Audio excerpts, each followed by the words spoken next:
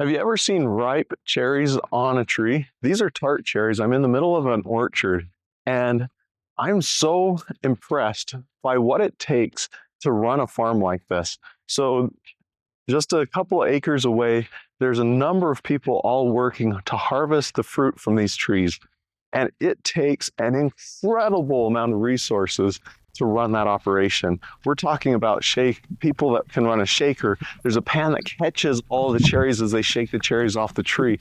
Then they put them all into these giant bins. You've got people driving the tractors that collect the bins and bring new bins out to the ones that are harvesting the fruit off the trees. Then they've got to put it all on a semi, haul it to the plant, and then the factory goes into operation, taking the cherries, pitting them, getting them frozen, putting them in buckets, storing them so that they can be processed later, so that they can make either tart cherry juice, dried cherries, cherry pie filling. The list goes on and on. Maybe it's going to end up in some of your breakfast cereal. But it all starts with somebody having the time, the patience, and the vision to plant an orchard. And it's not even a quick operation. Doing something like this, when you're going to do a cherry operation, they don't even get fruit off the cherry trees for the first few years. And so you literally are going to plant this giant orchard, outlay all that cash, and not get a harvest for years. Could you imagine that? What are some times in your life where you don't get a harvest? Maybe for years. For me, I went to college. 4 years later, I was still investing into myself. Now, I don't think college is for everyone. And I think that there's a lot of inefficiencies that could be improved in college. But that's just one example. Maybe starting a business.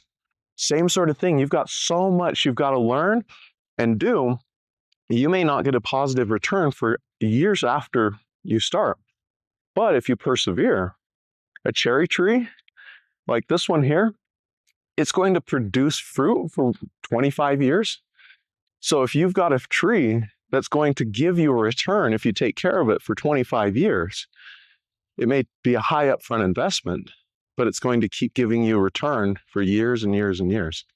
What other areas of your life are there that is kind of like a cherry orchard? What is it in your life that you should be investing in? I've got a daughter who loves art. And she started painting, coloring, drawing at about 18 months. Now she's only 14, but people are now paying her and commissioning her to create art for them. And the reason for that is because she paid the price and she invested enough of her time, energy, passion into something that paid her no return for so long that she was able to then start commanding a price, and people are happy to pay it because what she's producing is a high quality. So as you look down this cherry row, you just see cherries as far as you can see. And then we turn the other way and you see cherries as far as you could see. This operation wouldn't be successful if they only planted 5 trees or 10 trees.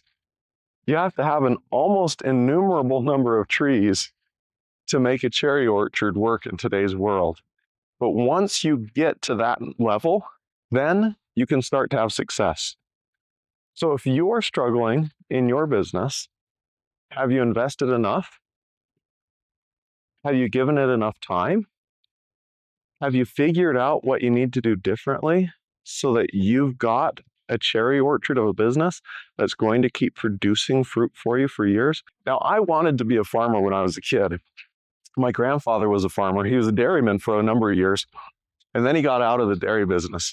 But then he was a hay farmer, and he had contracts where he was selling his hay.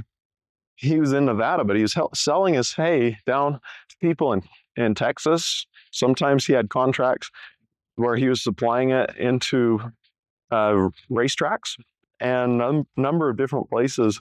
And so that hay was getting shipped for hundreds and hundreds and hundreds and hundreds of miles around the country. And people were glad to pay for it because he was producing a good quality product. And I really wanted to be a farmer, but unfortunately, it never worked out. And my grandfather told me, he said, instead of being a farmer, why don't you go get rich first and then you can buy a farm?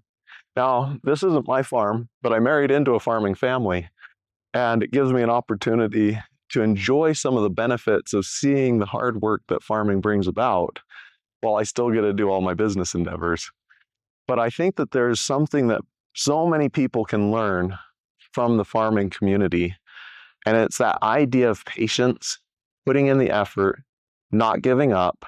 I think there's so many lessons that can be learned from the farming community, but I think the biggest one today was just this concept that when someone's getting into the cherry orchard business, they have years of work before they'll ever see the first fruit.